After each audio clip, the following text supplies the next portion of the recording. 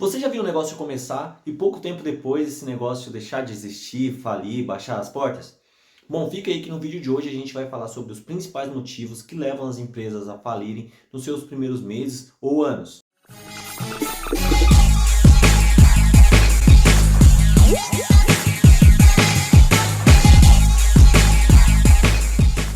Fala aí, empreendedor, tudo bem com você? Bom, se você não me conhece, eu vou me apresentar aqui de maneira breve. Eu me chamo Gustavo Arnold. Criei esse canal para a gente trocar uma ideia sobre empreendedorismo, sobre desenvolvimento pessoal e, acima de tudo, sobre transição de carreira para você que, assim como eu, está nesse processo de sair da CLT, começar algum tipo de negócio próprio. Vamos junto nessa jornada. Já te convido a se inscrever aqui no canal para você acompanhar essa minha jornada e para junto a gente conseguir atingir os nossos objetivos de montar os nossos negócios e crescer cada dia mais. Vamos lá. E nesse vídeo a gente vai falar sobre os 7 principais motivos que levam os negócios a baixarem as portas aí logo no começo.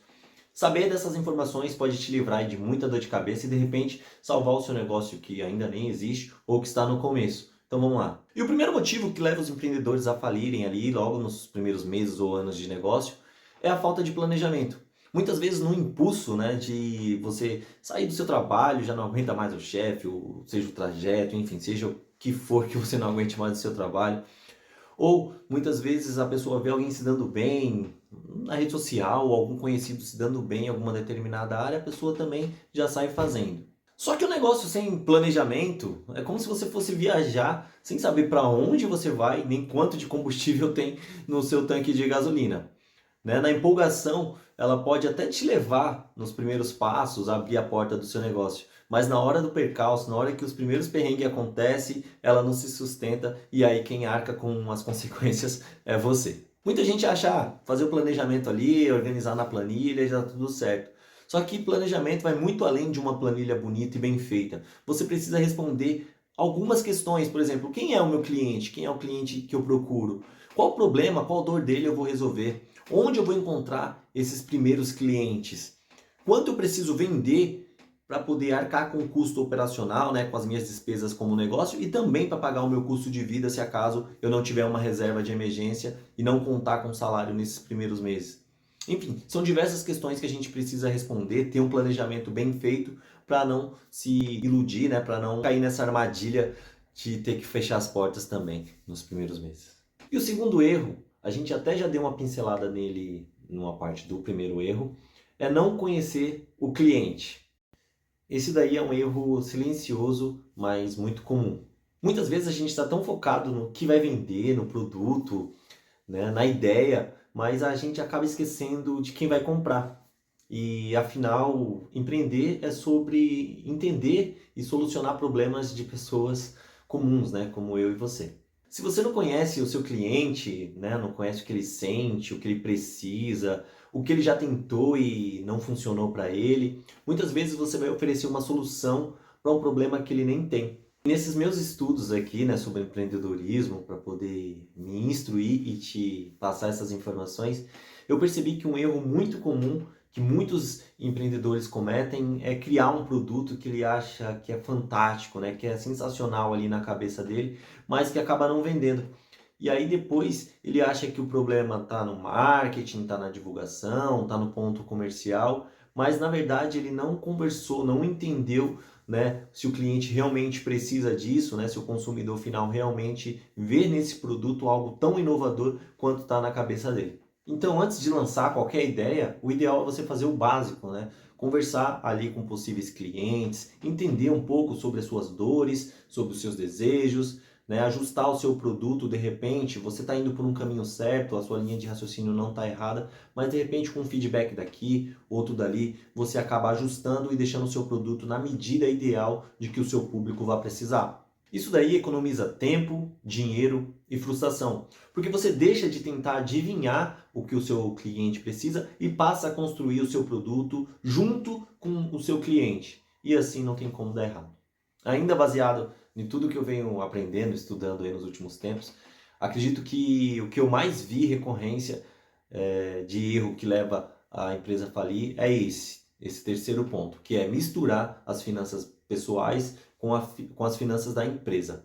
Muitas vezes você acaba ali no calor do seu negócio acontecendo, mas a sua vida está acontecendo em paralelo e aí de repente você pega o dinheiro do caixa para pagar uma conta pessoal, sua filha chega pedindo alguma coisa, você tira o dinheiro do caixa e paga essa coisa para sua filha. Enfim, são diversos fatores que levam você a misturar e o contrário, né, também muitas vezes é verdadeiro. Você acaba tirando dinheiro da sua casa, dinheiro do seu salário, ou que você tem um rendimento de fora que não tem que se misturar com o seu negócio e acaba colocando dentro do seu negócio sem fazer o mínimo de controle desse dinheiro. Então você acaba também não tendo o controle se o seu negócio está dando certo, se ele está dando errado, se ele está dando lucro, se ele está dando prejuízo. Você não tem o controle e perder o controle do seu negócio em qualquer momento, ele é um erro fatal. E o quarto erro é medo de vender. Esse daqui é um ponto que pega muita gente. Muitas vezes a pessoa ela cria um produto incrível, fantástico, com uma embalagem perfeita, uma entrega ali feita de forma impecável. Porém, nessa hora de vender, trava. A pessoa não cria um stories, a pessoa não faz uma oferta, ela não manda mensagem oferecendo, ela não sai batendo porta a porta, enfim, ela não faz nenhum tipo de esforço na parte de vender. Todo o esforço que ela fez foi para criar o produto, para deixar ele incrível, para entregar ele de uma forma espetacular, mas na hora do principal, que é a hora da venda, ela trava. E aí eu te pergunto, como que as pessoas vão comprar sendo que elas nem sabem que o seu produto existe? E esse erro, ele começa aqui, ó. E eu vou confessar isso porque já aconteceu comigo, inclusive. Algumas vezes, ao sair para fazer algum tipo de venda, eu já trabalhei com diversos tipos de venda, para mim e para os outros, e alguns dias minha cabeça bugava, um dia minha cabeça me boicotava em relação a isso. E isso acontece muitas vezes com medo de parecer ser chato, muitas vezes com medo de ser julgado pelas pessoas ou de ser rejeitado.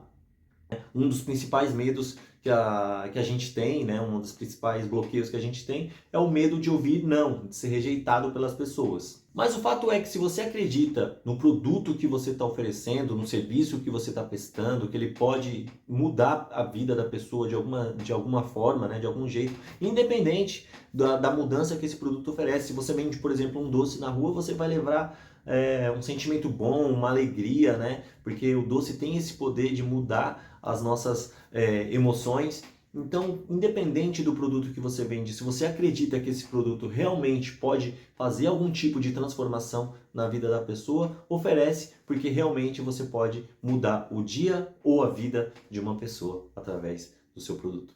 Então, galera, vender não é empurrar nada. Vender é mostrar uma solução para uma pessoa que tem um problema. Só que nem todo mundo vai ter aquele problema que você soluciona. Então, sim, você vai ouvir alguns nãos pelo caminho e faz parte do processo, tá tudo certo, é por aí mesmo. Mas que esses nãos não te bloqueiem de ir em busca do sim. E o quinto principal erro é a falta de consistência. Esse erro eu posso falar com alguma empatia e com propriedade, pois é algo que eu travo, né, contra mim mesmo, essa luta contra a inconsistência. Então eu posso falar com propriedade e vamos aprofundar um pouco mais nesse tema. Aí a pessoa começa animada, né? O cara estuda, o cara acorda mais cedo, o cara posta todo dia no Instagram, o cara fala com o cliente, faz isso aí durante uma semana, 2 semanas, mas aí vem a primeira dificuldade, vem os primeiros desafios e o primeiro resultado negativo e aí acaba desanimando. Isso daí parece familiar para você? Para mim, bateu forte quando eu vi isso.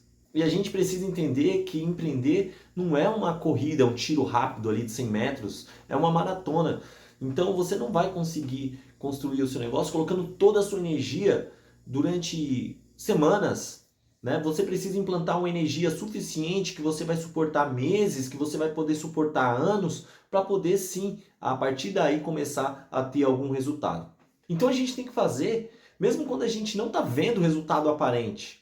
O resultado ele não vem para quem começa algo, ele vem para quem continua. Muitas vezes a diferença de quem teve resultado para quem não teve está no simples fato de quem começou e não terminou e quem começou e terminou. Muitas vezes a pessoa começou. Você já viu aquela imagem? Eu vou ver se eu acho ela aqui para deixar aqui para você. Muitas vezes você está uma martelada de chegar no tesouro que você tanto procura. Eu vou achar essa imagem e vou deixar que ela vai representar melhor o que eu quero falar do que as minhas palavras. E o sexto erro que eu identifiquei aí nessas minhas pesquisas é o fato de você querer fazer tudo sozinho. E no começo a gente acha que tem que fazer exatamente tudo, né? Fazer o marketing, cuidar do financeiro, cuidar da venda, cuidar da produção, cuidar da embalagem, cuidar da entrega. Enfim, a gente quer assumir todas as responsabilidades.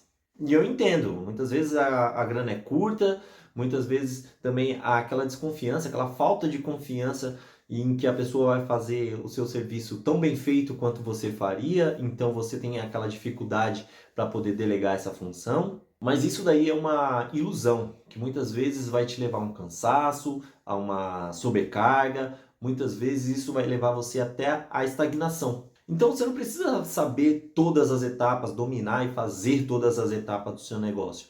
Você precisa sim saber se cercar de pessoas capacitadas para poder cumprir com a função que for delegada para ela. E assim você conseguir pensar de forma um pouco mais ampla, uma forma que permita o seu negócio crescer, né? De forma mais estratégica. E também, muitas vezes, você pode conhecer pessoas, né, que com uma conversa, uma pessoa tem mais experiência que você, por uma conversa, ali você pode economizar meses, anos e muito dinheiro de erros que você cometeria com uma simples conversa. Então você deve buscar aí parcerias, mentorias, fazer um network aí com pessoas de nichos estratégicos parecidos com os seus, para que de repente isso daí venha economizar tempo e esforço no seu crescimento. Quando você se conecta com pessoas que já passaram, né, pelo que você está passando, isso daí acaba te dando mais fôlego, te dando mais força, além de te dar direcionamento para você poder prosseguir.